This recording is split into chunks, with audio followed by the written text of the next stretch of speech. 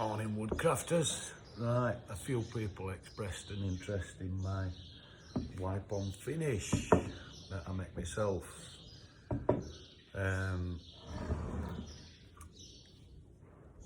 My favourite finish is oil and always will be. I love that. The way it penetrates and leaves the wood looking natural. But oil has its failings as a finish.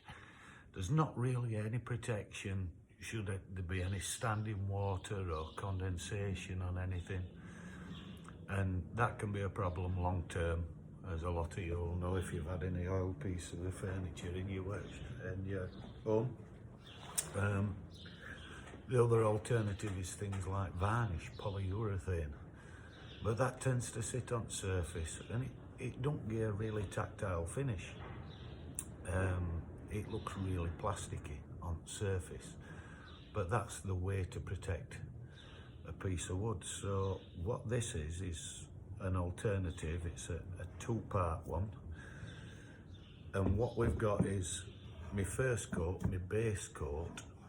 Now this is an equal amount of Danish oil, white spirit, and the cheapest polyurethane that money can buy.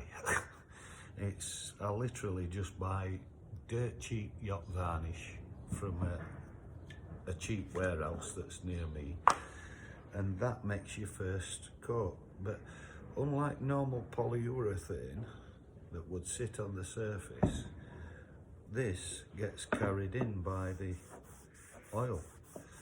So you make a wipe on finish. It's very, very quick drying.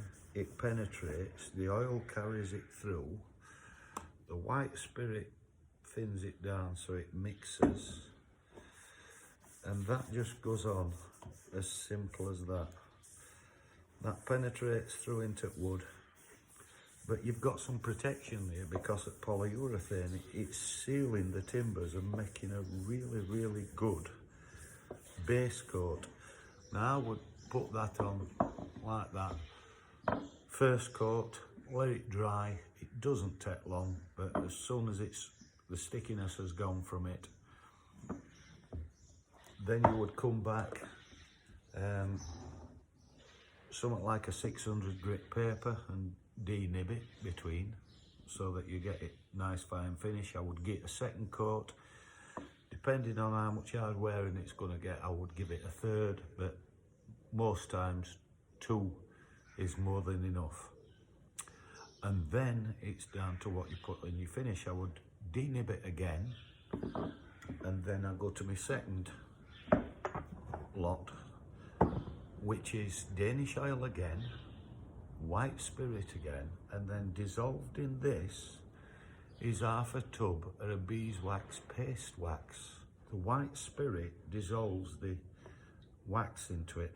It does take a couple of days for it all to melt in, but then when you wipe that on, the oil will spread it over the surface and the paste wax will leave a residue on top, and then it can be buffed off. So one coating of that, just to get its final luster, works really, really well.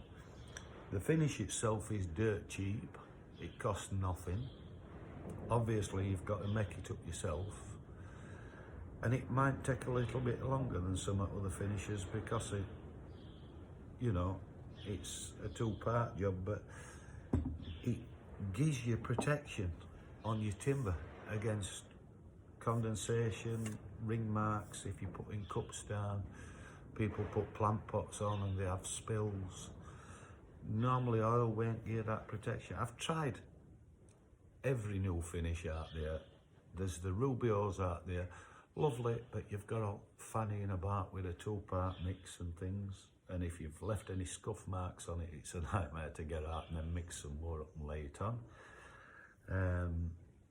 You've got your Osmos, but then again, lovely finish again, but it's an oil finish, and oils just don't stand up to the test of time.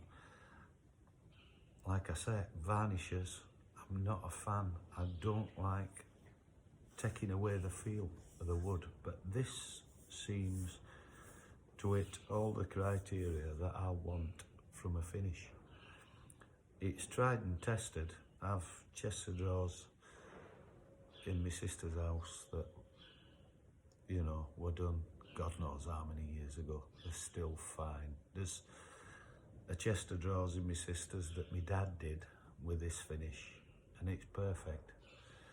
Stands up to it, lasts, and it's just worth the effort to get that nice feel, that nice texture. I mean, that is touch dry already now, ready to go for another coat in 10 minutes.